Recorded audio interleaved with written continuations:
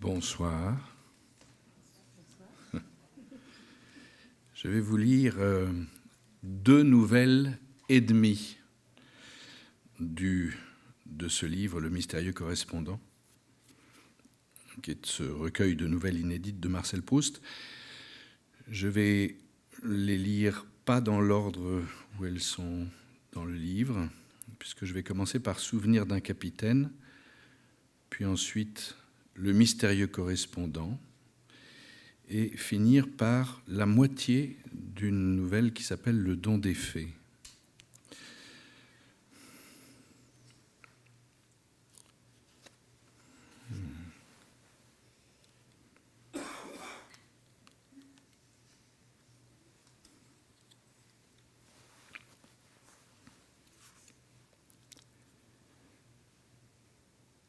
J'étais revenu passer un jour en cette petite ville de L, où je fus 1 an lieutenant et où, fiévreusement, je voulus tout revoir.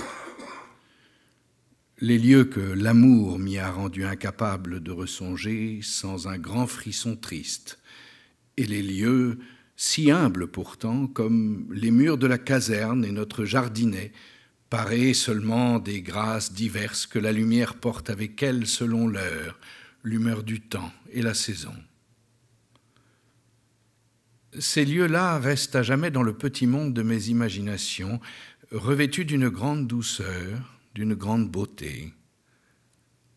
Quand même je serais resté des mois sans y penser, tout à coup je les aperçois, comme au détour d'un chemin montant, on aperçoit un village, une église, un petit bois, dans la chantante lumière du soir.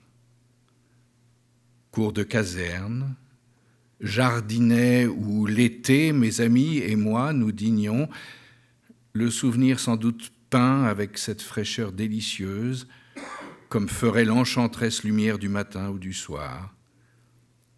Chaque petit détail est là, tout éclairé, et me paraît beau. Je vous vois comme de la colline. Vous êtes un petit monde qui se suffit, qui existe hors de moi, qui a sa douce beauté dans sa claire lumière si inattendue.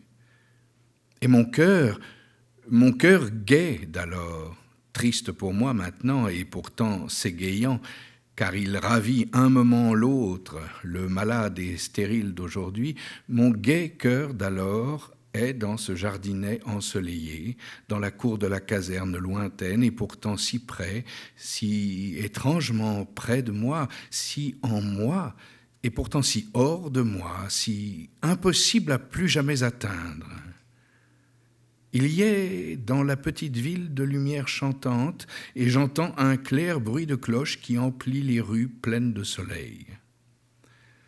Donc, j'étais revenu à passer un jour dans cette petite ville de L, et j'avais eu, moins vif que je ne le craignais, le chagrin de la retrouver, moins que je ne la retrouvais par moments dans mon cœur, où je la retrouvais partout déjà trop peu, ce qui était vraiment triste et par minutes désespérant. Nous avons tant d'occasions fécondes de nous désespérer, que la paresse, et comme un petit génie d'inconscience et de non-pensée, nous fait perdre. Donc j'avais retrouvé de grandes mélancolies auprès des hommes et dans les choses de là-bas. Et puis aussi de grandes gaietés que je pourrais à peine expliquer et que 2 ou 3 amis seulement peuvent partager parce qu'ils ont vécu si complètement ma vie dans ce temps-là. Mais voici ce que je veux raconter. Avant d'aller dîner pour prendre le train tout de suite après, j'étais allé donner un ordre de me renvoyer des livres oubliés à mon ancienne ordonnance, changé de corps, affecté à l'autre régiment de la ville, caserné à l'autre extrémité de la ville. Je le rencontrai dans la rue à cette heure presque déserte, devant la petite porte de la caserne de son nouveau régiment, et nous causâmes 10 minutes, là, dans la rue, tout illuminé par le soir, avec pour seul témoin le brigadier de garde qui lisait un journal assis sur une borne contre la petite porte. Je ne revois plus très nettement sa figure, mais il était très grand, un peu mince, avec quelque chose de délicieusement fin et doux dans les yeux et dans la bouche. Il exerça sur moi une séduction tout à fait mystérieuse. et je me mis à faire attention à mes paroles et à mes gestes, essayant de lui plaire et de dire des choses un peu admirables, soit par le sens délicat, soit par beaucoup de bonté ou de fierté. J'ai oublié de dire que je n'étais pas en uniforme et que j'étais dans un phaéton que j'avais arrêté pour causer avec mon ordonnance. Mais le brigadier de garde n'avait pas pu ne pas reconnaître le phaéton du comte de C, un de mes anciens camarades de promotion au grade de lieutenant, qu'il avait mis à ma disposition pour la journée. Mon ancienne ordonnance, en outre, terminant chaque réponse par « mon capitaine », le brigadier savait parfaitement mon grade. Mais l'usage n'est point qu'un soldat rende les honneurs aux officiers en civil, à moins qu'ils n'appartiennent à son régiment. Je sentis que le brigadier m'écoutait, et il avait levé sur nous d'exquis yeux calmes, qu'il baissa vers son journal quand je le regardais, passionnément désireux. Pourquoi? Qu'il me regardât. Je mis mon monocle et affectai de regarder partout, évitant de regarder dans sa direction. L'heure avançait, il fallait partir. Je ne pouvais plus prolonger l'entretien avec mon ordonnance. Je lui dis au revoir avec une amitié tempérée tout exprès de fierté, à cause du brigadier, et regardant une seconde le brigadier qui, rassis sur sa borne, tenait levé vers nous ses exquis yeux calmes, je le saluai du chapeau et de la tête en lui souriant un peu. Il se leva tout debout et tint, sans plus la laisser retomber, comme on fait au bout d'une seconde pour le salut militaire, sa main droite ouverte contre la visière de son képi, me regardant fixement, comme c'est le règlement, avec un trouble extraordinaire. Alors, tout en faisant partir mon cheval, je le saluai tout à fait, et c'était comme déjà à un ancien ami que je lui disais, dans mon regard et dans mon sourire, des choses infiniment affectueuses. Et oubliant la réalité, par cet enchantement mystérieux des regards qui sont comme des âmes et nous transportent dans leur mystique royaume où toutes les impossibilités sont abolies, je restais nu-tête, déjà emporté assez loin par le cheval, la tête tournée vers lui jusqu'à ce que je ne le visse plus du tout.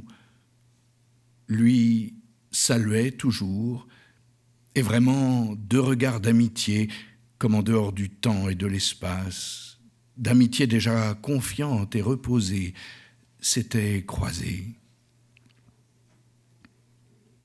Je dînais tristement et restais 2 jours vraiment angoissé, avec dans mes rêves cette figure qui tout à coup m'apparaissait, me secouant de frissons. Naturellement, je ne l'ai jamais revu, et je ne le reverrai jamais. Mais d'ailleurs, maintenant, vous voyez, je ne me rappelle plus très bien la figure, et cela m'apparaît seulement comme très doux dans cette place toute chaude et blonde de la lumière du soir, un peu triste pourtant, à cause de son mystère et de son inachèvement.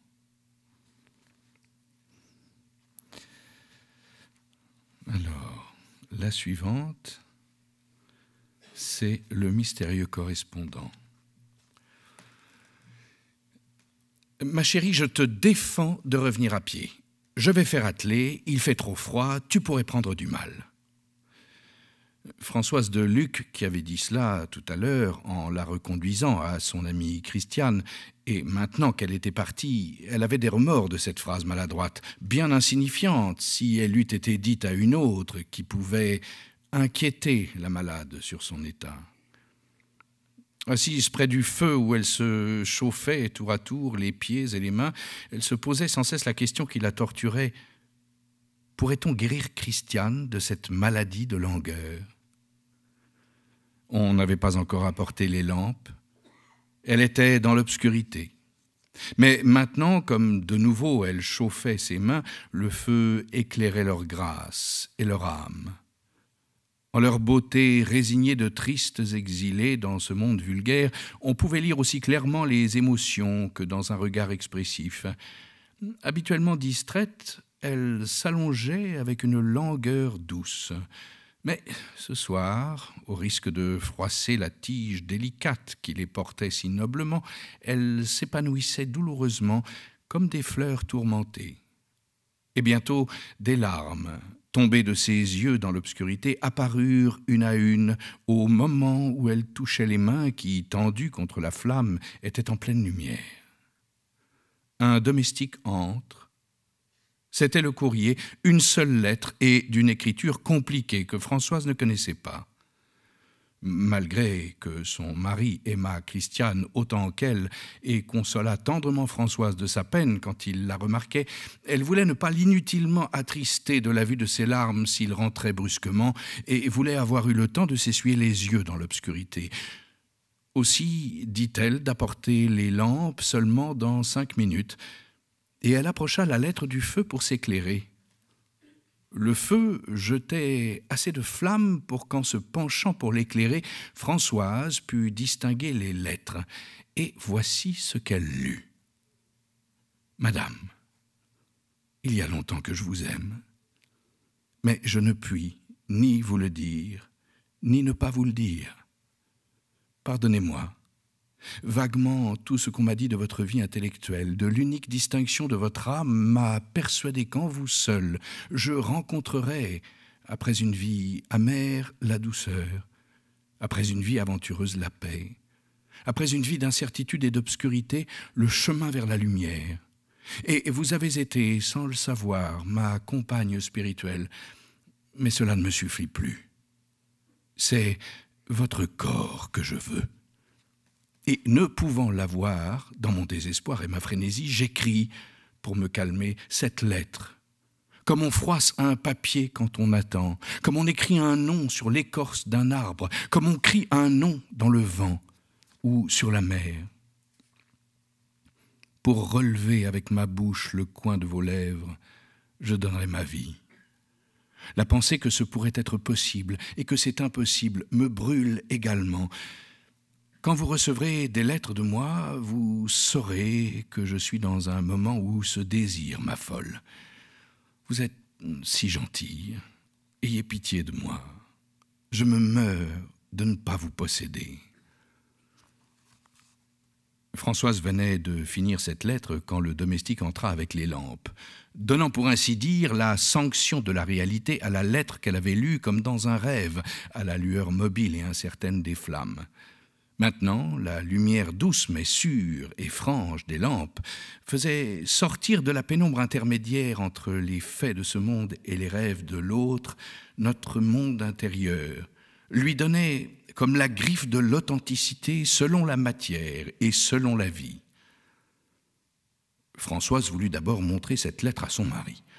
Mais elle pensa qu'il était plus généreux de lui épargner cette inquiétude et qu'elle devait au moins à l'inconnu à qui elle ne pouvait rien donner d'autre, le silence, en attendant l'oubli.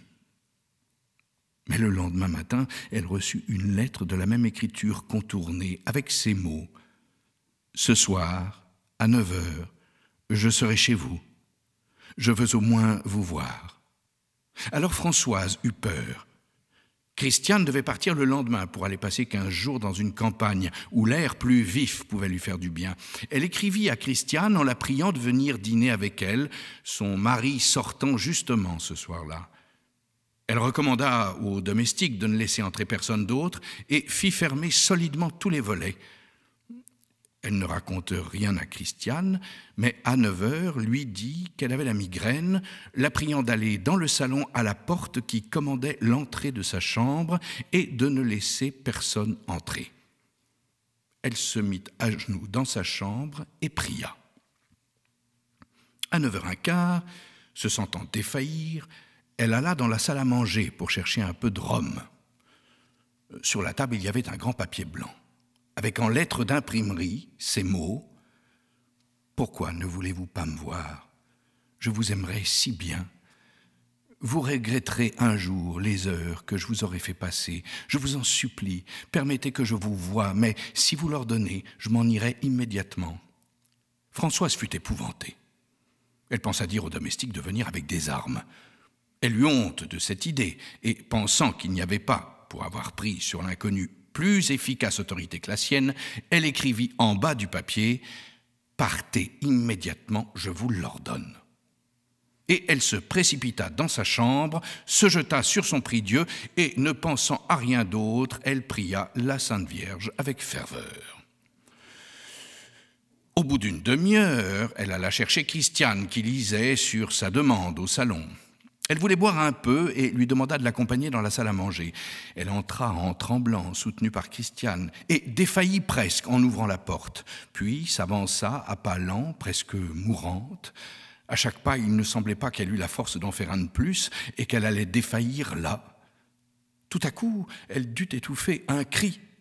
Sur la table, un nouveau papier où elle lisait « J'ai obéi, je ne reviendrai plus. Vous ne me reverrez jamais. » Heureusement, Christiane, tout occupée du malaise de son amie, n'avait pu le voir et Françoise eut le temps de le prendre vite, mais d'un air indifférent, et de le mettre dans sa poche. « Il faut que tu rentres de bonne heure, dit-elle bientôt à Christiane, puisque tu pars demain matin. Adieu, ma chérie, je ne pourrai peut-être pas aller te voir demain matin. Si tu ne me vois pas, c'est que j'aurai dormi tard pour guérir ma migraine. » Le médecin avait défendu les adieux pour éviter une trop vive émotion à Christiane. Mais Christiane, consciente de son état, comprenait bien pourquoi Françoise n'osait pas venir et pourquoi on avait défendu ses adieux. Et elle pleurait en disant adieu à Françoise, qui surmonta son chagrin jusqu'au bout et resta calme pour rassurer Christiane. Françoise ne dormit pas. Dans le dernier mot de l'inconnu, les mots « vous ne me reverrez plus » l'inquiétaient plus que tout, puisqu'il disait « revoir ». Elle l'avait donc vu. Elle fit examiner les fenêtres. Pas un volet n'avait bougé. Il n'avait pu entrer par là. Il avait donc corrompu le concierge de l'hôtel. Elle voulut le renvoyer, puis incertaine attendit. Le lendemain, le médecin de Christiane, à qui Françoise avait demandé, sitôt le départ de celle-ci, de lui donner de ses nouvelles, vint la voir. Il ne lui cacha pas que l'état de son amie, sans être irrémédiablement compromis, pouvait subitement devenir désespéré et qu'il ne voyait pas de traitement précis à lui faire suivre. « Ah, c'est un grand malheur qu'elle ne se soit pas mariée, dit-il. Cette vie nouvelle pourrait seule avoir sur son état de langueur une influence salutaire. Des plaisirs aussi nouveaux pourraient seuls modifier un état aussi profond. »« Se marier » s'écria Françoise. « Mais qui voudrait l'épouser maintenant qu'elle est si malade ?»« Qu'elle prenne un amant, dit le docteur. Elle l'épousera s'il la guérit. » « Oh, ne dites pas d'horreur pareille, docteur, s'écria Françoise. « Je ne dis pas d'horreur, répondit tristement le médecin. Quand une femme est dans un état pareil et qu'elle est vierge, une vie absolument différente peut seule la sauver. Je ne crois pas qu'on doive, à ces moments suprêmes, s'inquiéter des convenances et hésiter. Mais je reviendrai vous voir demain, je suis trop pressé aujourd'hui et nous en reparlerons. » Restée seule, Françoise songea quelques instants aux paroles du médecin, mais bien vite, involontairement, se reprit à songer au mystérieux correspondant qui avait été si adroitement audacieux, si brave, quand il s'était agi de la voir, et quand il avait fallu lui obéir, si humblement renonçant, si doux. L'idée de l'extraordinaire décision qu'il lui avait fallu pour tenter ce coup par amour pour elle la transportait. Déjà, elle s'était plusieurs fois demandé qui il pouvait être. Et maintenant, elle s'imaginait que c'était un militaire. Elle les avait toujours aimés. Et d'anciennes ardeurs, des flammes, à qui sa vertu avait refusé leur aliment, mais qui avaient embrasé ses rêves et fait passer parfois d'étranges reflets dans ses yeux chastes, se rallumaient. Autrefois, elle avait souvent souhaité d'être aimée d'un de ces soldats dont le ceinturon est long à défaire. Dragons qui, le soir au coin des rues, laissent derrière eux traîner leurs sabres en détournant la tête et quand on les serre de trop près sur un canapé, risquent de vous piquer les jambes avec leurs grands éperons qui tous se cachent sous une trop rude étoffe pour qu'on le sente facilement battre, un cœur insouciant, aventureux et doux. Bientôt, comme un vent mouillé de pluie et feuilles, détache, disperse, pourrit les plus embaumantes fleurs, le chagrin de sentir son ami perdu noya sous une ondée de larmes toutes ses voluptueuses pensées. La face de nos âmes change aussi souvent que la face du ciel. Nos pauvres vies flottent, désemparées, entre les courants de la volupté où elles n'osent pas rester, et le port de la vertu qu'elles n'ont la force d'atteindre. Une dépêche arriva. Christiane était plus mal. Françoise partit, arriva le lendemain à Cannes, À la villa louée par Christiane, le médecin ne permit pas que Françoise la vît. Elle était trop faible pour le moment. « Madame, dit enfin le médecin, je ne voudrais rien vous révéler de la vie de votre amie, que j'ignore d'ailleurs entièrement, mais je crois devoir vous raconter un fait qui pourrait peut-être, à vous qui la connaissez mieux que moi, faire deviner le secret douloureux qui semble oppresser ces dernières heures et par là lui apporter un apaisement, qui sait, un remède peut-être. » Elle demande sans cesse une petite boîte, fait sortir tout le monde et a avec elle de longs tête-à-tête qui se terminent toujours par une sorte de crise de nerfs. La boîte est là, je n'ai pas osé l'ouvrir, mais étant donné l'état d'extrême faiblesse de la malade qui peut à tout moment devenir d'une grande et immédiate gravité, je crois qu'il serait peut-être de votre devoir de voir ce qu'il y a dedans. Ainsi pourrons-nous savoir si c'est de la morphine. Il n'y a pas de piqûre sur le corps, mais elle pourrait en avaler. Nous ne pouvons pas refuser de lui donner cette boîte. Son émotion, quand on résiste, est telle qu'elle deviendrait vite dangereuse et peut-être fatale. Mais nous aurions grand intérêt à savoir ce qu'on lui apporte ainsi à tout instant. Françoise réfléchit quelques instants. Christiane ne lui avait confié aucun secret de cœur, et certes, elle l'eût fait si elle en avait eu. C'était certainement de la morphine ou quelque poison analogue. L'intérêt pour le médecin de savoir était pressant, immédiat. Avec une légère émotion, elle ouvrit, ne vit rien d'abord, déplia un papier, demeura une seconde hébétée, poussa un cri et tomba. Le médecin se précipita sur elle, elle n'était qu'évanouie.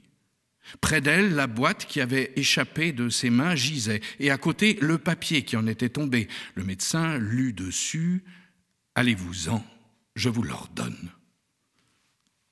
Françoise revint vite à elle, eut tout d'un coup une contraction douloureuse et violente, puis d'une voix comme calmée dit au médecin « Figurez-vous que j'ai cru voir du laudanum dans mon émotion, je suis folle.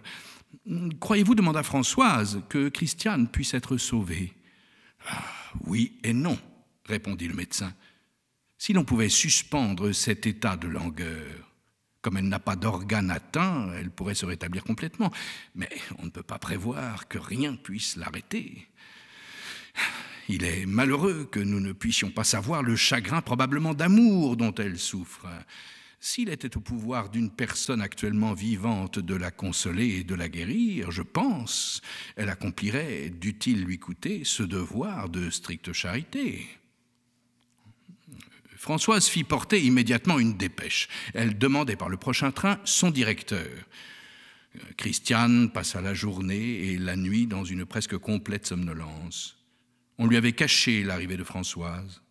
Le lendemain matin, elle se trouva si mal, était si agitée, que le médecin, après l'avoir préparée, fit entrer Françoise. Françoise s'approcha, lui demanda de ses nouvelles pour ne pas l'effrayer, s'assit près de son lit et, gentiment, la consolait avec des paroles ingénieuses et tendres. « Je suis si faible, dit Christiane, approche ton front, je veux t'embrasser. » Françoise instinctivement s'était reculée et, heureusement, Christiane ne l'avait pas vue. Vite, elle se domina, la baisa tendrement et longuement sur les joues. Christiane parut mieux, plus animée, voulut manger. Mais on vint dire un mot à l'oreille de Françoise. Son directeur, l'abbé de Trèves, venait d'arriver. Elle alla causer avec lui dans une chambre voisine, adroitement, sans rien lui laisser deviner.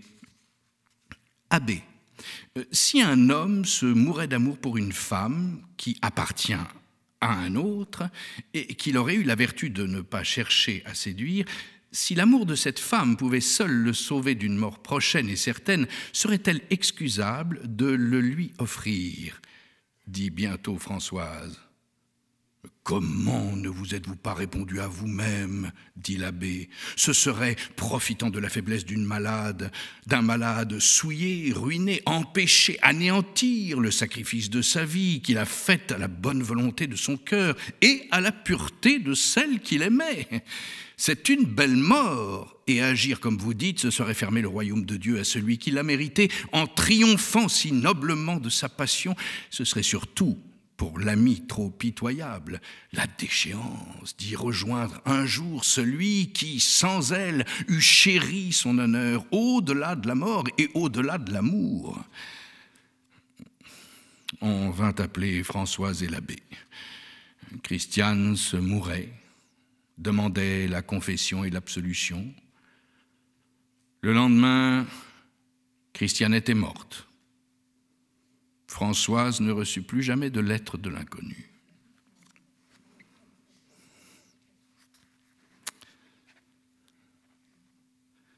Puis pour finir, le don des fées, la deuxième partie de la nouvelle.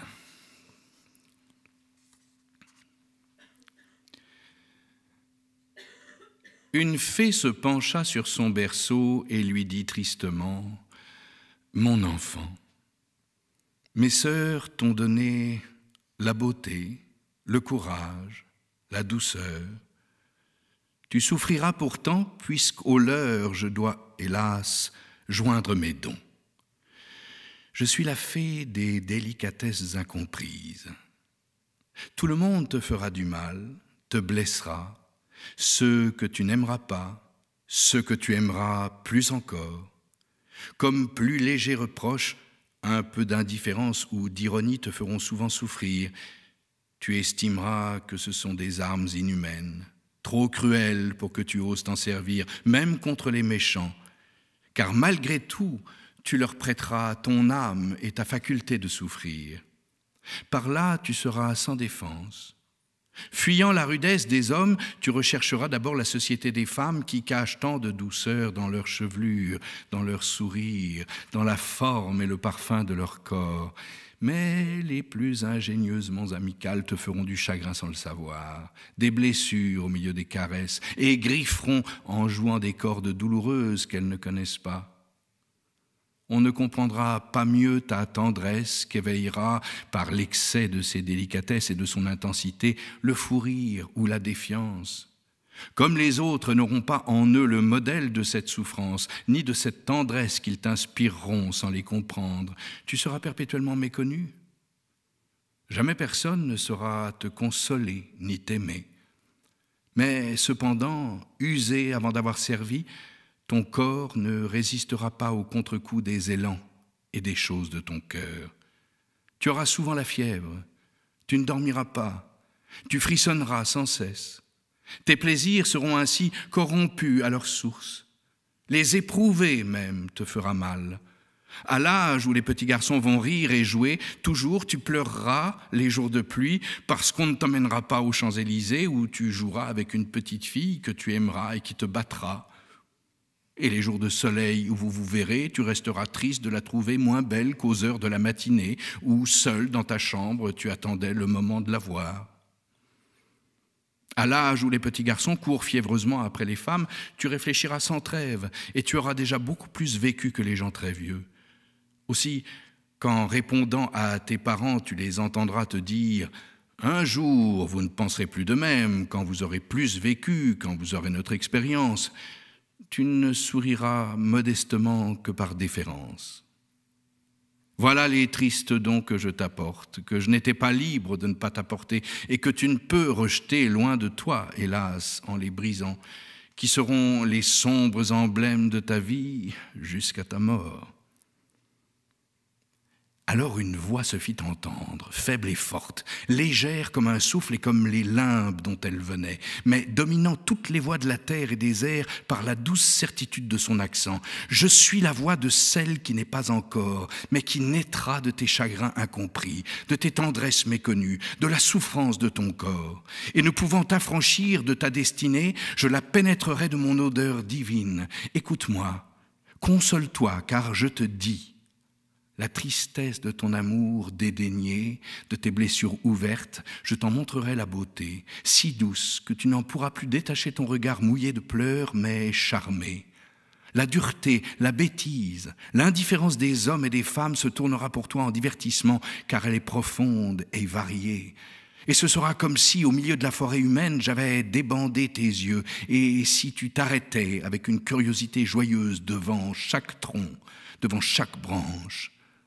Certes, la maladie te privera de bien des plaisirs. Tu ne pourras guère chasser, aller au théâtre, dîner en ville, mais elle te permettra de vaquer à d'autres occupations que les hommes négligent communément, et qu'au moment de quitter la vie, tu tiendras peut-être pour les seules occupations essentielles. D'ailleurs, surtout si je la féconde, la maladie a des vertus que la santé ne connaît pas. Les malades que je favorise voient souvent bien des choses qui échappent aux bien portants. Et si la bonne santé a sa beauté, que les gens sains ne remarquent guère, la maladie a sa grâce, dont tu jouiras profondément. Puis, la résignation pourra fleurir dans ton cœur, que les larmes ont détrempé, comme les champs après les pluies d'avril, qui sont aussitôt couverts de violettes. Pour ta tendresse, n'espère pas pouvoir jamais en faire échange avec personne. C'est une substance trop rare. Mais apprends d'autant plus à la révérer. Il est amer et pourtant doux de donner sans pouvoir attendre de retour.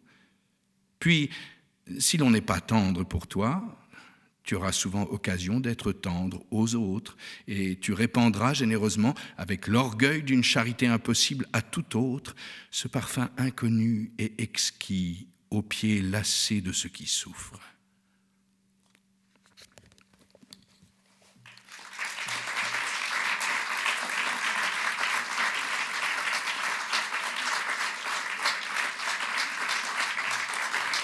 Merci. Merci.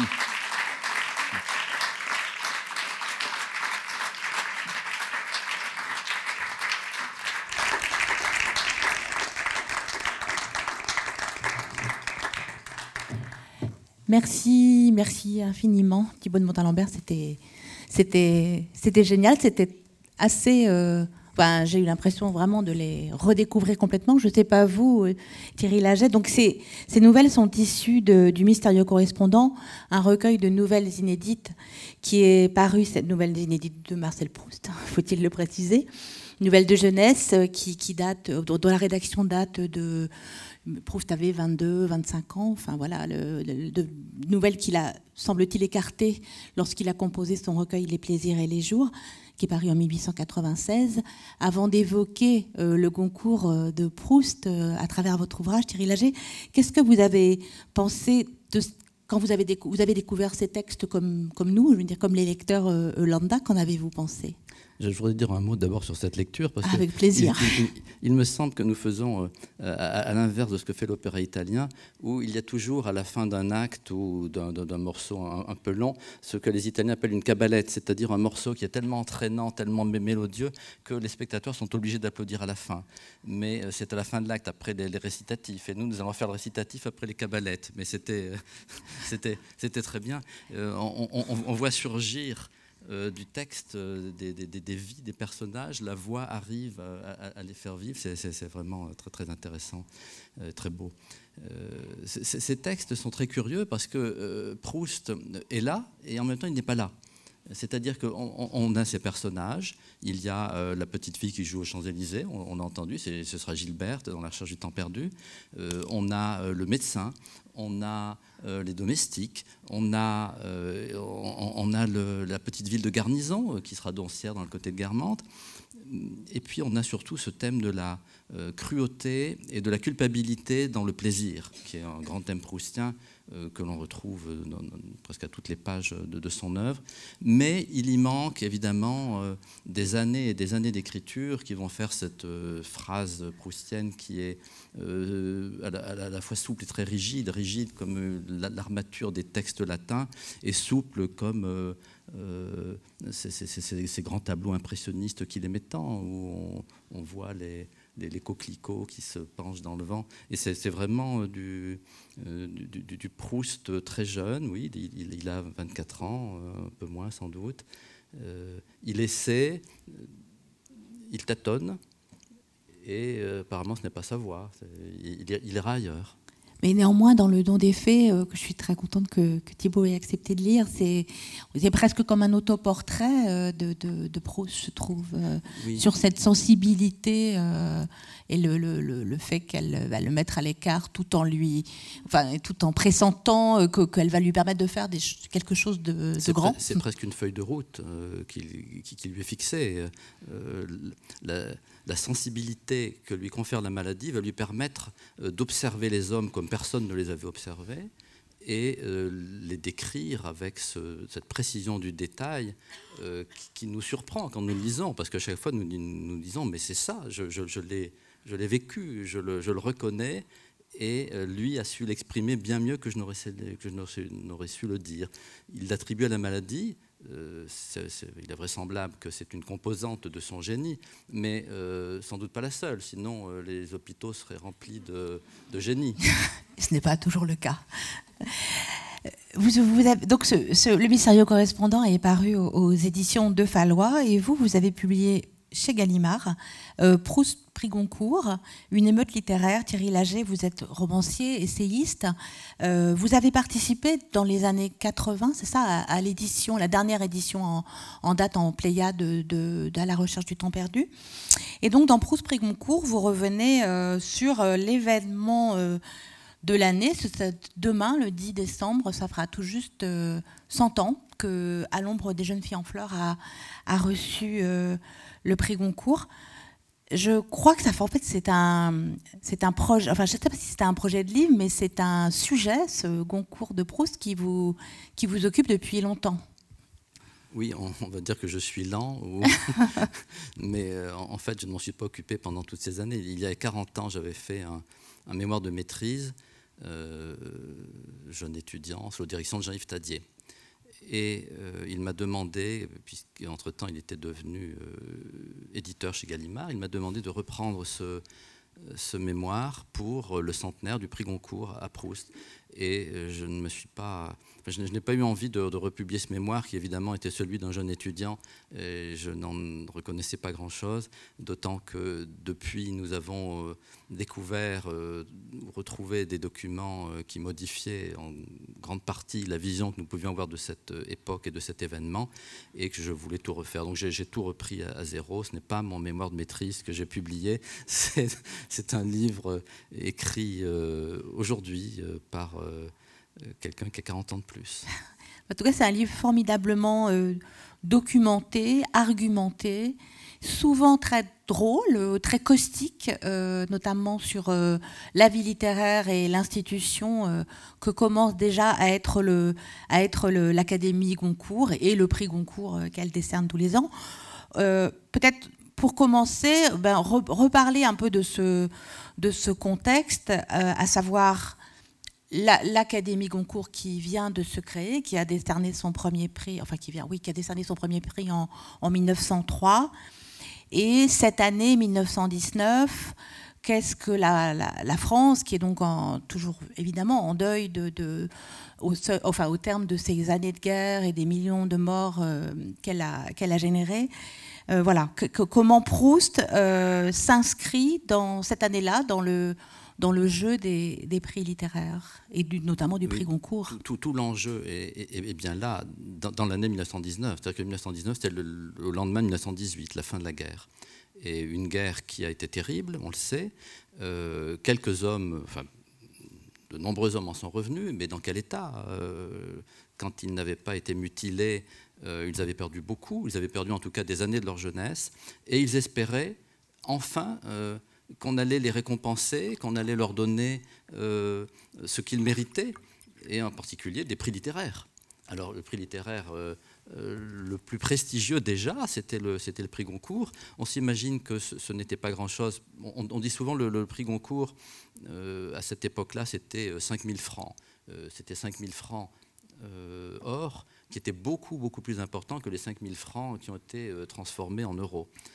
qui ne valait plus grand-chose à côté. 5 000 francs, ça permettait, disait-on, à un chef de bureau d'un ministère de vivre pendant une année. Alors peut-être que le chef de bureau de ministère n'avait pas les besoins de Proust, c'est certain, qui lui achetait des avions, des aéroplanes et des Rolls-Royce. Pas tous les jours, mais de temps en temps. Quand il fallait. Quand il fallait, quand le besoin s'en faisait sentir. Et mais le chef de bureau du ministère, lui, vivait bien avec ces 5 000 francs. Je ne sais pas si avec les 10 € que représente aujourd'hui le prix Goncourt, on vivrait très longtemps. Et en compensation, si je puis dire, aujourd'hui, les tirages sont énormes. C'est 500, 600 000 exemplaires, parfois 1 million d'exemplaires, parfois moins aussi, les mauvaises années. À l'époque de Proust, ce n'était rien. Pour lui, ce fut 23 000 exemplaires. Donc ce n'était pas non plus ce qui allait lui permettre d'acheter un autre avion.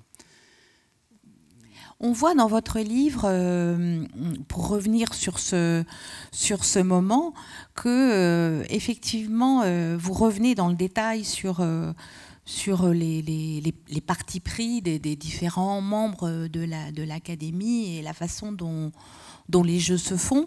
Et on voit aussi Proust candidater d'une certaine manière, s'activer auprès des jurés ou tenter d'activer ces réseaux pour faire intervenir le prix en sa faveur. Est-ce qu'on est en face par rapport à Proust, est-ce qu'on est en face de quelqu'un de calculateur, manœuvrier? Comment vous le décririez? C'est très surprenant. Quand on pense à Proust, on l'imagine enfermé dans sa chambre de liège, avec ses cahiers sur les genoux, en train d'écrire toute la nuit, ou en train de faire de ses fumigations, ou une tasse de thé à la main, en trempant sa madeleine pour évoquer des souvenirs. Évidemment, Proust avait aussi une vie mondaine, il avait aussi une vie économique. Et il avait fait un héritage considérable de ses parents, qu'il avait assez vite dilapidé, mais il connaissait les réalités de l'existence quotidienne, même si ce n'est pas lui qui faisait ses courses et sa lessive. Il a très tôt voulu avoir le prix Goncourt parce que ça lui permettrait, pensait-il, et il a eu raison, d'élargir son public. Il voulait qu'on puisse trouver son livre dans les gares, dans les librairies des gares, qu'on puisse le lire dans le métro. Il faut préciser que le métro, en 1919, était beaucoup plus calme que celui d'aujourd'hui. Et en tout cas, je pense que les jours de grève, on ne se risquait pas à ouvrir à l'ombre d'une fille en fleurs. Mais c'était son rêve. Il ne voulait pas être de ces écrivains qui se replient dans leur tour d'ivoire. Il avait un message à communiquer et il pensait que le prix Goncourt lui permettrait, parce que c'était un prix qui avait une antériorité de scandale, d'élections tonitruantes, de livres qui n'avaient pas été récompensés, etc. Il pensait que ça lui permettrait d'arriver. Et dès 1913, il a essayé, il s'est renseigné pour savoir si les membres de l'Académie Goncourt seraient prêts à voter pour lui. 1913, c'est l'apparition d'un amour de soi. Voilà, c'est l'apparition d'un amour de soi, du côté de chez Swann, pardon. Mais 1913, c'est aussi l'année de l'apparition du Grand Mône. C'est aussi l'année de l'apparition de Barnabouche, de Valéry Larbaud. C'est l'année de l'apparition de Jean Barrois, de Roger Martin-Lugar, etc. On peut continuer comme ça. C'est une des plus belles années du siècle. C'est la plus belle année du siècle passé. L'Académie Goncourt s'est trouvée devant cette profusion de chefs-d'œuvre. Et Proust n'a pas eu une seule voix. Et elle a donné le livre à Marc Helder pour Le peuple de la mer. Alors, je ne vois pas tellement de public, mais je serais surpris que l'un de vous l'ait lu, ou alors peut-être par masochisme, pour avoir une vision totale de la production littéraire de 1913. En tout cas, Proust a pris date, il a vu comment ça se passait, et il a commencé à intriguer, il faut bien le dire, à écrire à ses amis, à demander à tel autre s'il ne pouvait pas intervenir, etc. D'ailleurs, il n'était pas seulement intéressé par le prix Goncourt, il s'intéressait aussi au Grand Prix du roman de l'Académie française, et puis le prix Femina était peut-être envisageable. Revenons quand même un peu peut-être sur l'Académie, parce que effectivement, l'Académie Goncourt, je veux dire, hein, pas l'Académie française. Elle elle est créée en 1902, c'est ça? Elle promet son premier prix en 1903, donc elle est assez récente, en 1919, elle a une quinzaine d'années, mais déjà elle a pris cette importance que vous dites, et aussi ce caractère un peu polémique, ces joutes, ces querelles entre jurés. Il s'est passé quelque chose de très curieux, c'est qu'en 1903, au moment où le premier prix Goncourt est décerné, l'Académie Goncourt avait déjà une ancienneté bien plus importante, puisque avant même la mort d'Edmond de Goncourt, qui l'a doté d'un capital important, lui en parlait aux journaux. Il disait, quand je vais mourir, je vais vendre toute ma collection. Il avait une collection d'œuvres d'art du XVIIIe siècle, de livres. On en a, après sa mort, tiré plusieurs millions qui ont servi à financer les premiers académiciens. Et puis, les dévaluations successives ont fait que les académiciens sont devenus bénévoles et les lauréats n'ont plus rien touché. Mais comme on parlait beaucoup de l'Académie Goncourt avant même sa constitution, elle était très célèbre, on en plaisantait même finalement, parce que Edmond de Goncourt disait parmi les académiciens il y aura un tel, et puis un tel mourait avant lui, et puis un tel se présentait à l'Académie française, alors ça ne lui plaisait pas, un tel en question c'était Zola, et donc Zola était rayé, et puis finalement Alphonse Daudet était censé être le premier président de l'Académie Goncourt, il l'a été en théorie, mais après la mort de Edmond de Goncourt, les héritiers ont voulu aussi récupérer le magot, et qu'ont-ils fait? Un procès. Et ce procès a duré des années, donc Alphonse Daudet est mort, et ça continuait comme ça. Donc l'Académie Goncourt était vraiment un cénacle connu avant même qu'elle ait décerné un seul prix. Ce qui explique aussi pourquoi Proust a tenu tant que cela à être couronné par elle. Il avait connu Edmond de Goncourt, il l'avait rencontré 1 ou 2 fois chez Alphonse Daudet, et il connaissait Léon Daudet, qui était un des membres du jury. Oui, on va revenir tout à l'heure, je veux bien, sur cette figure de Léon Daudet qui est très présente dans votre livre. Je suis désolée parce qu'on balaye très vite votre livre alors qu'il est extrêmement précis, minutieux, vraiment passionnant. Mais pour essayer de faire un peu le parcours que vous faites dans l'ouvrage, est-ce qu'on peut dire, revenir encore un dernier point sur l'Académie Goncourt, le prix Goncourt, est-ce que le prix Goncourt, à l'époque, est considéré d'un point de vue littéraire, esthétique, aussi comme une instance de légitimation, au-delà d'une instance qui apporte de la notoriété et de l'argent aux écrivains qui sont lauréats, est-ce qu'il légitime aussi une œuvre ou pas? C'est plus difficile à dire. Il faudrait sonder les cœurs des lecteurs de l'époque. Léoto, par exemple, dès 1903, pense à présenter son petit ami au prix Goncourt. Il a quelques chances. Lucien Descaves, qui est un des jurés, l'encourage à présenter sa candidature. Il n'aura pas le prix, mais lui-même considère que ce sont des gamineries que cette histoire de prix littéraire. Une compétition comme une compétition sportive. Enfin, les écrivains sont au-dessus de cela, finalement. Et puis il ajoute « mais 5 000 francs tout de même ». Et il est vrai que lui, qui n'a jamais vécu dans l'opulence, pouvait être intéressé par ces 5 000 francs. Il y a, dans l'histoire de l'Académie Goncourt, toujours et aujourd'hui encore, une question d'argent qui se mêle à une question littéraire. Alors, je sais bien qu'il ne faut pas avoir peur des impuretés et qu'on peut mêler l'argent à la littérature et qu'après tout, l'argent peut servir à faire connaître la littérature et à la répandre. Et de fait, c'est ce qui se passe. Mais est-ce que cet argent est toujours employé à bon escient pour détecter les plus grands écrivains de leur temps? Le palmarès de l'Académie Goncourt permet d'en douter parfois. Parfois. Deux candidats se retrouvent finalement favoris. Je ne sais pas si on peut dire que Proust était dans les favoris d'ailleurs. Il y a un candidat qui est favori parmi les écrivains, je ne sais pas s'ils sont listés, choisis comme ils sont aujourd'hui, c'est Dorgelès et Les Croix de bois. Donc un roman qui parle des tranchées, qui parle justement de cette période dont la France, évidemment, porte encore le deuil et le souvenir, et qui apparaît de ce fait comme enfin, peut-être pour des raisons aussi littéraires, hein, mais néanmoins, au moins de ce fait, apparaît comme le favori de ce prix en cette année 1919. c'est le favori de la presse. L'Académie Goncourt, à cette époque, ne publie pas, comme elle le fait aujourd'hui, de présélections qui sont affinées au fil des semaines. D'ailleurs, elle communique très peu. Elle ne sait pas ce que c'est que la communication. Ils se réunissent chez Drouan, ils votent et puis ils s'en vont. C'est à peine s'ils ont le temps de fumer leur cigare que déjà les journalistes sont repartis, alors qu'aujourd'hui, on voit à la télévision ce que c'est que la remise d'un prix Goncourt.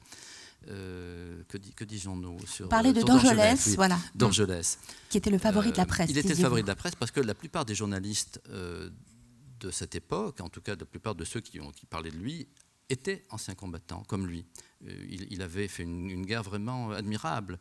C'était un héros, il a été décoré, il avait eu des citations, il avait été blessé, et il était surtout engagé volontaire.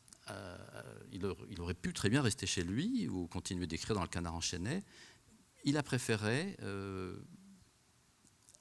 servir son pays. Et ça, les anciens combattants lui en ont été reconnaissants, et pas seulement les anciens combattants, les lecteurs, qui ont été très nombreux dès la parution du roman à se précipiter dans les librairies pour acheter son livre, qui est un très beau livre, entendons-nous. Si Proust n'avait pas été là, Dorgelès aurait eu le prix Goncourt, et il l'aurait mérité. C'était sans doute un des plus beaux livres, un des plus beaux romans de cette année-là. Mais il était face à un monument. Il ne pouvait pas savoir que c'était un monument, mais de fait, c'est ce qu'il a trouvé face à lui. Et il s'est fait mal. Alors, il y a une personne dont on va parler maintenant qui, manifestement, a conscience que c'est un monument qui est en face de Dorgelès et des jurés et des autres écrivains de l'époque. Je veux parler de Léon Daudet qui dit, je crois que c'est après, au moment de la remise du prix, pour justifier le prix, dit à propos de Proust que c'est un écrivain qui devance son époque de plus de 100 ans. Donc Léon Daudet est membre de l'Académie. Il a été ami, je ne sais pas s'ils le sont encore à cette époque. Il joue un rôle déterminant dans l'attribution de ce Goncourt à Proust par 6 voix contre 4 à Dorgelès, alors même que c'est un personnage qui n'a pas que des qualités, qui ne suscite pas que la sympathie, Léon Daudet. Oui, c'est peu dire. Enfin, il a des ennemis vigoureux. Et il en aura jusqu'à la fin de sa vie. C'est un polémiste d'Action française, monarchiste, qui est prêt à faire le coup de poing. Il s'est battu en duel un nombre de fois incalculable. C'est un bon vivant. Il mange, il aime, il court, il va partout. Enfin, c'est un personnage de Shakespeare et de Dumas en même temps. Et avec ce côté politique qui peut parfois choquer. Qui choquait Proust d'ailleurs, parce que Léon Daudet en 1919 écrit un article magnifique, un nouveau et puissant romancier, Marcel Proust. Alors le titre est de Proust, parce que Proust aimait bien écrire les articles de ses amis, ou en tout cas de ceux qui pouvaient parler de lui, mais c'est bien Léon Daudet qui a écrit la suite. Et la suite, en effet, il parle de ses 100 ans, il avait raison, nous sommes là 100 ans après, et nous parlons encore de Proust et de plus en plus de Proust. C'est dans l'article, cette citation? C'est dans l'article, oui, je crois que c'est dans l'article. Léon Daudet est le fils d'Alphonse, que Proust connaissait. Il est le fils aussi de Julia Allard, qui est une femme remarquable, qui, elle, siège au jury du prix Vie heureuse féminin. Et qui est romancière, qui est également celle qui peaufine les œuvres de son mari, enfin qui peaufinait les œuvres de son mari. On voit quand on lit les œuvres de Léon Daudet, d'Alphonse Daudet dans la Pléiade, que très souvent c'est la main de Julia qui fait les phrases. Alphonse raconte et elle écrit. Le couple marche très bien, sauf qu'il y a une petite injustice dans la postérité. Mais bon, voilà une femme admirable qui a été la première à dire « mais ce livre est merveilleux ». Et elle dit à son fils Léon « il faut le lire ». Alors Léon, qui traînait un peu les pieds, en 1913, il n'avait pas lu Proust. Il trouvait que Proust, il était bien gentil, mais c'était le passé. Et là, il le lit et il est ébloui. Et il va faire tout ce qu'il peut pour que ce livre soit couronné. Alors, tout ce qu'il peut, on ne sait pas très bien ce que c'est, mais ce sont sans doute des conversations, des pressions amicales, et il l'a emporté avec l'aide de deux autres membres du jury, le président Gustave Geffroy et Rosny Henné, l'auteur de La guerre du feu, que vous avez peut-être lu, qui parle de ces hommes préhistoriques qui se font la guerre pour la maîtrise du feu. Alors, au cœur de votre livre, il y a les réactions, les réactions essentiellement donc de la presse, hein, et éventuellement des autres écrivains, et notamment de Dorgelès, à l'attribution de ce prix Goncourt à Proust. Comment on peut résumer l'accueil de la presse à l'annonce de cette nouvelle? Alors, quand les journalistes sont sérieux et argumentent, ils parlent d'une injustice. Et il est vrai que, à leur point de vue, ça ne pouvait être qu'une injustice. Cet écrivain qui parle d'une époque révolue, bien antérieure à 1919, avant la guerre, avant la révolution en Russie, avant tout cela, que vient-il nous raconter des histoires de jeunes filles sur les plages alors que nous sortons à peine des tranchées et que nos vareuses ont encore du sang au revers. Donc, il trouve cela parfaitement injuste et l'Humanité titre Place aux jeunes. Non, pardon, Place aux vieux. Place aux vieux, bien sûr. Oui, parce qu'on lui reproche son âge, il a 48 ans. Il a 48 ans, Dorgelès en a beaucoup moins, il en a 34 ou 35. Mais en même temps, alors ça c'est les soutiens de Proust qui le font remarquer, il a écrit son œuvre avant la guerre.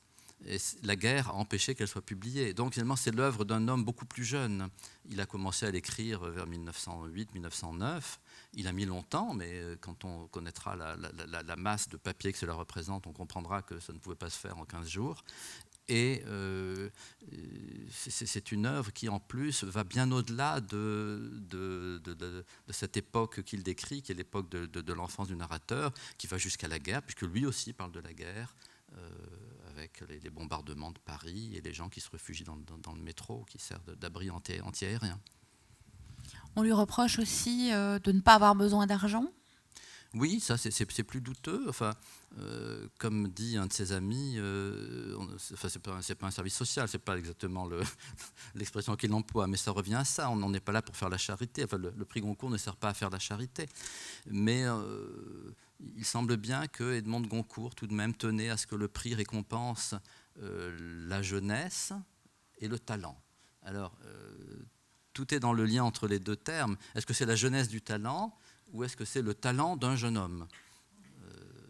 On ne sait toujours pas. On ne sait toujours pas. D'ailleurs, le dernier prix Goncourt a 69 ans, si je ne m'abuse, et personne, cette fois, n'a rien dit. Alors que pour Proust, ça a été un déluge de critiques sur son âge, sur sa richesse également. Mais il avait perdu beaucoup d'argent, il vivait au 5e étage sans ascenseur. Quand on sait qu'il était asthmatique, à ne pas pouvoir voir une fleur en photo, on se demande comment il faisait pour monter ces 5 étages. Et puis, on lui a reproché aussi beaucoup de choses. On lui a reproché son style, bien sûr. Certains disaient le titre me donnerait presque envie d'ouvrir ce livre si je ne savais qu'à l'intérieur, c'est infiniment embêtant. C'était la critique de l'époque. On en pense ce que l'on en veut. On trouve ça aujourd'hui sur les réseaux sociaux, je pense. C'est un peu l'équivalent de ce qu'on trouvait à l'époque dans la presse imprimée. Mais il y a aussi des gens qui inventent complètement, qui disent l'avoir vu dans un café ou sur l'autobus. Ce qu'on appelle aussi les fake news, c'est-à-dire qu'on peut retrouver cette époque-là dans la nôtre en décalant un peu le regard. Il ne faut pas les blâmer, mais certains ont été très très violents. On dit que c'est un dingo, un maniaque, tout y passe. Oui, il y a un vocabulaire très, enfin, qui est la presse de l'époque. Le vocabulaire est extrêmement virulent, voire ordurier, insultant. Enfin, et en même temps, c'est très amusant. A posteriori, c'est très amusant. Quand on prend un peu de distance, je pense que lui le prenait avec beaucoup moins d'humour que nous. Mais c'est le ton de la presse satirique. Elle a ses règles, il faut les accepter ou ne pas la lire. En tout cas, ce que vous montrez, c'est qu'effectivement, il y a très peu dans la presse, en tout cas, il y a très peu de voix pour dire que c'est un bon choix. Voire il n'y en a pas. Oui, il y en a assez peu. Il y en a quelques-uns qui, avant le prix Goncourt, ont dit que ce livre était vraiment pas terrible, que c'était un peu ennuyeux, que c'était long, qu'on ne voyait pas où ça allait, bref. Et puis, voyant le déluge de sarcasme, ils se sont un peu repris, ils ont dit que, bon, finalement, c'est injuste, ce Proust vaut mieux que cela. Et ils volent au secours de celui qui est accablé. Mais il y a tout de même quelques critiques qui ont salué son œuvre. Bon, Léon Daudet, bien sûr, Rosny Aîné aussi, dans un bel article. Et puis surtout Jacques Rivière, par exemple, qui était le directeur de la Nouvelle Revue Française et qui publie quelques articles admirables, vraiment admirables, d'une grande clairvoyance, qui ne se contente pas de dire que cet écrivain est important, mais qui dit en quoi il est important et qui commence à étudier son œuvre, et il le fera jusqu'à sa mort. Jacques Rivière est mort en 1925, mais jusqu'à sa mort, il aura une réflexion très très intelligente sur Proust. Il le compara à Freud, etc. Enfin, les études proustiennes se mettent en place avec lui. Vous voulez lire ce petit passage ou vous voulez que je le lise ? Si juste conserver, oui, ça c'est admirable. C'est très beau. Si juste, ça c'est Jacques Rivière. Jacques Rivière, hein. Si juste conserver quelques doutes sur l'importance de la recherche du temps perdu, il m'eût été enlevé par la petite émeute à laquelle nous venons d'assister. Seuls les chefs-d'œuvre ont le privilège de se concilier du premier coup un cœur aussi consonant d'ennemis. Les sots jamais ne se mettent en révolution sans qu'il leur ait été fait quelque positive et vraiment cruelle injure. C'est du La Fontaine. C'est magnifique. C'est du La Fontaine.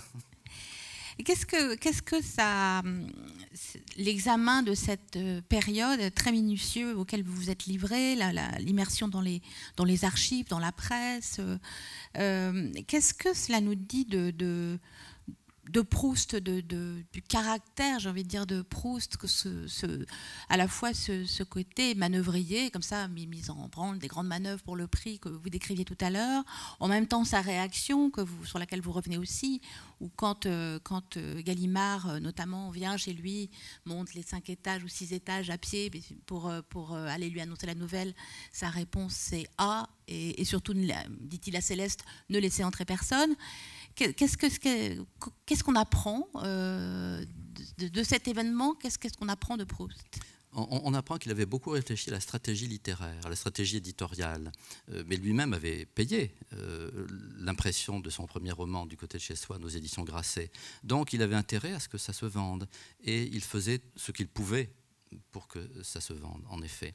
Mais au-delà de la vente, il y avait vraiment ce besoin de communiquer le monde, ce qu'il appelait le monde inconnu de signes qu'il avait en lui, et il a fait tout son possible pour le dévoiler. C'est un peu comme s'il avait eu une révélation et qu'il avait besoin de se créer un cercle de disciples. Alors il avait quelques disciples, oui, qui étaient les membres de la Nouvelle Revue Française, et puis des amis, Lucien Daudet, frère de Léon, qui avait été le premier à écrire sur Du côté de chez soi, un article tout aussi élogieux, encore plus élogieux que celui de son frère Léon. Mais il sentait qu'il avait inventé quelque chose de tellement important qu'il fallait le faire connaître au monde entier. Il était parfaitement conscient de ce qu'il avait écrit et de l'importance de ces textes. Il écrivait, je ne sais pas si c'est au moment des jeunes filles ou si c'est avant ou après, on souhaite de s'unir à la société des esprits. Parlant de la communauté de ses lecteurs. Et je crois que c'est à propos de Swann où il avait donc édité à compte d'auteur chez Grasset. Je n'ai pas voulu que ma pensée fût réservée à des gens qui dépensent 10 francs pour un livre et sont généralement plus bêtes que ceux qui achètent des volumes à 3 francs. Oui, et ça c'est très intéressant parce qu'on s'imagine que Proust est un snob qui ne s'intéresse qu'aux duchesses, etc. Mais lui-même disait qu'un électricien était souvent beaucoup plus intelligent qu'un duc et qu'en tout cas il était plus à même de comprendre la richesse de l'esprit de l'art français. Et il le dit aussi à propos de Françoise, qui représente l'art de Saint-André-des-Champs, c'est-à-dire ce vieil art français qui a fait les cathédrales, qui a fait tous ces vieux poètes, tous ces vieux musiciens que nous admirons encore aujourd'hui et qui font ce que Proust pourrait appeler l'âme de la France, avec bien des gens de son temps. Françoise, qui est la servante, inspirée par Céleste Albaret, en partie. En partie. Oui. Et qu'est-ce que pour conclure, parce qu'on approche de la fin, est-ce qu'on vous dites que effectivement en recevant le Goncourt, Proust et la recherche font leur entrée dans l'immortalité? Est-ce que l'époque et la littérature avec Proust entrent aussi quelque part, je ne sais pas, dans la modernité? Qu'est-ce que vous en pensez? Oui, bien sûr. Il a, je ne dirais pas qu'il a tout inventé. J'ai un peu envie de le dire, mais je ne le dirai pas. Mais pourquoi pas? Il a beaucoup inventé. Il a déplacé le regard du lecteur, mais d'abord celui du narrateur, qui n'est plus au-dessus de l'action, mais qui est au cœur du récit, qui regarde autour de lui, qui analyse beaucoup, sans agir énormément, parce qu'il n'y a pas beaucoup d'action. Il y en a tout de même. Et c'est ce qui est surprenant, c'est qu'on arrive à être captivé par des conversations de 300 pages, par des descriptions de 20 pages, qui sont aussi passionnantes que le Galop des mousquetaires. Donc voilà ce qu'il a apporté au roman. Il a apporté cette capacité de l'écrivain, capacité qui n'est pas innée, capacité qui se travaille. Enfin, il faut être un très bon écrivain pour savoir le faire et pour tenir son lecteur en haleine. Mais cette capacité de l'écrivain à faire parler des petites gens aussi, et pas de manière un peu caricaturale comme l'avaient fait les naturalistes qui eux avaient une thèse à faire valoir, et je précise que la plupart des membres du prix de l'Académie Goncourt étaient des naturalistes, mais Proust le fait d'une manière très humaine, avec bienveillance et compassion souvent, ce qui donne à son roman ce charme inouï que nous admirons tant. Je crois que c'est une belle conclusion, je crois. Merci beaucoup Thierry Laget. Je pense que vous allez signer si quelqu'un souhaite à l'issue de cette rencontre. Proust prix Goncourt, une émeute littéraire, un livre formidable à tout point de vue, en termes d'érudition, très bien écrit. Et encore une fois, souvent très drôle, très ironique, très drôle. Merci. Merci beaucoup Thibaut, merci beaucoup à vous. Et bonne continuation.